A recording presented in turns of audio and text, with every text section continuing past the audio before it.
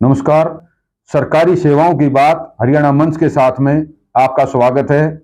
आज बात करते हैं उपभोक्ता मामले भारत सरकार विभाग द्वारा बादली ब्लॉक में चलाई गई विशेष ट्रेनिंग प्रोग्राम की, जिसमें जनप्रतिनिधियों को जानकारी दी गई कि किस प्रकार विभिन्न उत्पादों के मानक ब्यूरो भारत सरकार के माध्यम से रजिस्टर्ड व उनके सर्टिफाइड होने के बारे में आपका जागरूक होना जरूरी है, ताकि आम जन को जो विशेष उत्पाद हैं उनके बारे में जानकारी हो सके कि ये अपनी कसौटी पे खरे उतरते हैं या नहीं।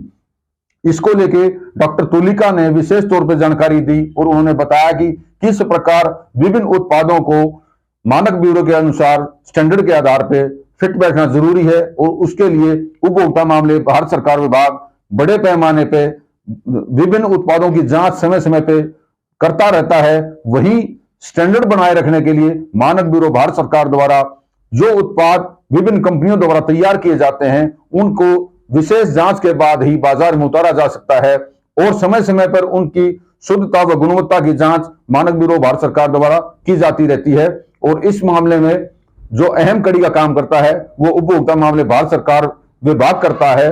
और इस अवसर पर जो ट्रेनिंग दी जा रही है, इस ट्रेनिंग के दौरान एससीपीओ मुकेश कुमार ने अपने विचार साझा किए और उन्होंने बताया कि किस प्रकार विभिन्न जनप्रतिनिधि कार्यक्रम में भाग ले रहे हैं, जिसमें जनप्रतिनिधियों के साथ पब्लिक हेल्थ विभाग व अन्य विभाग के कर्मचारी व अधिकारी भी इसमें शामिल हुए, ताकि जो जनप्रतिनिधि मौके पे आए हैं उनको विभिन्न सरकारी योजनाओं के बारे में जानकारी दी जा सके।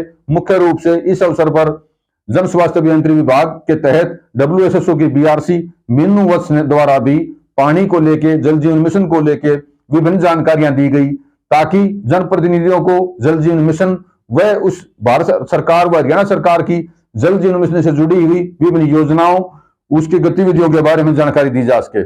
कुल मिला के आज का जो कार्यशाला रही उसमें विभिन्न अधिकारियों द्वारा जहां जनप्रतिनिधियों को जानकारी दी गई, वहीं आने वाले समय में किस प्रकार इन योजनाओं को आम जन तक पहुंचाया जा सके, इसके बारे में भी विस्तार से जानकारी दी। भारतीय मानक ब्यूरो की तरफ से आए हैं और यहाँ पे ग्राम पंचायत और सचिवों की ट्रेनिंग कर रहे हैं बादली ब्लॉक में।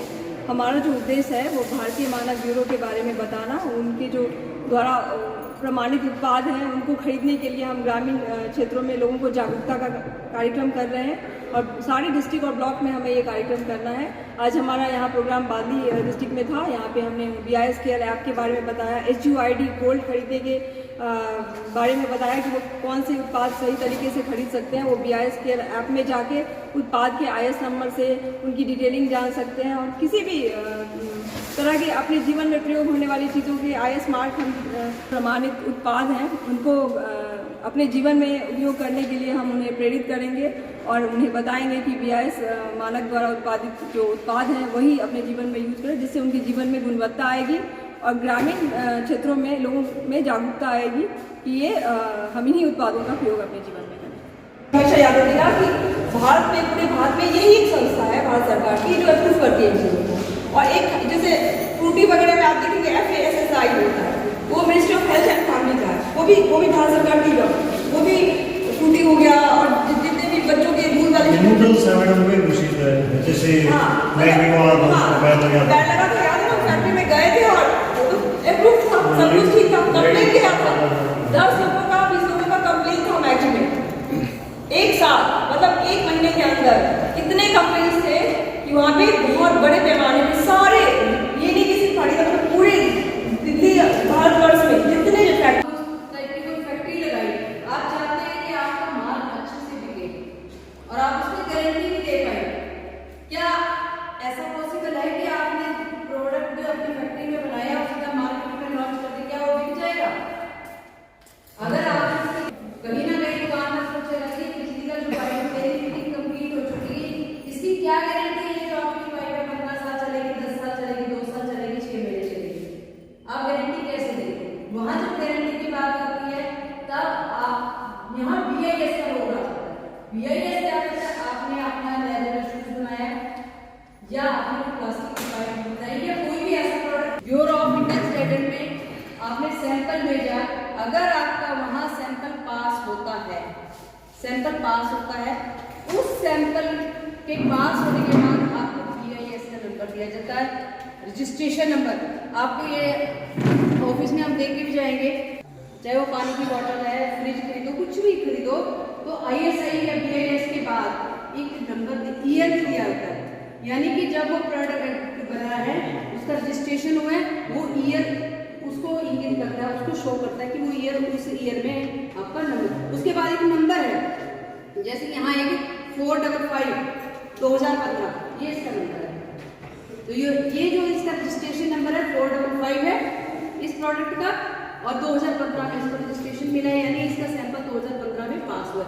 आपने प्रोडक्ट को ले लिया, मार्केट में भी लॉन्च कर दिया, आपको ISI मार्का भी मिल गया, यानी BIS से आपका रजिस्ट्रेशन। प्लीज भाई साहब प्लीज 20 मिनट के लिए आपने सैंपल पास करवा लिया, आपने उसको भारतीय मानक ब्यूरो ने आपको स्टैंडर्ड में जाए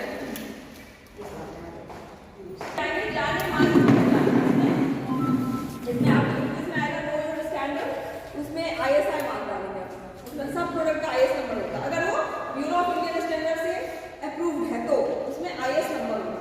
तो जैसे ही IS नंबर डालेंगे उसका पूरा डिटेल्स आता है।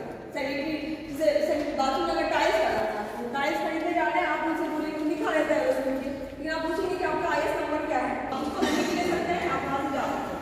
प्लीज वही प्रोडक्ट आप यूज करेंगे।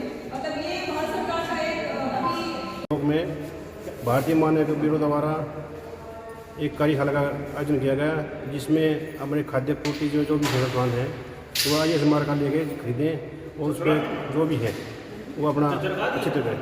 सरपंच, पंच, पंचायत समिति, जिला परिषद चेयरमैन, पंचायत समिति चेयरमैन आदि उपस्थित रहे, जो कि बहुत बढ़िया हुआ हमारी तरफ से। आगे भी हम आपका सहयोग करते रहेंगे। फिलहाल के लिए इतना ही, धन्यवाद।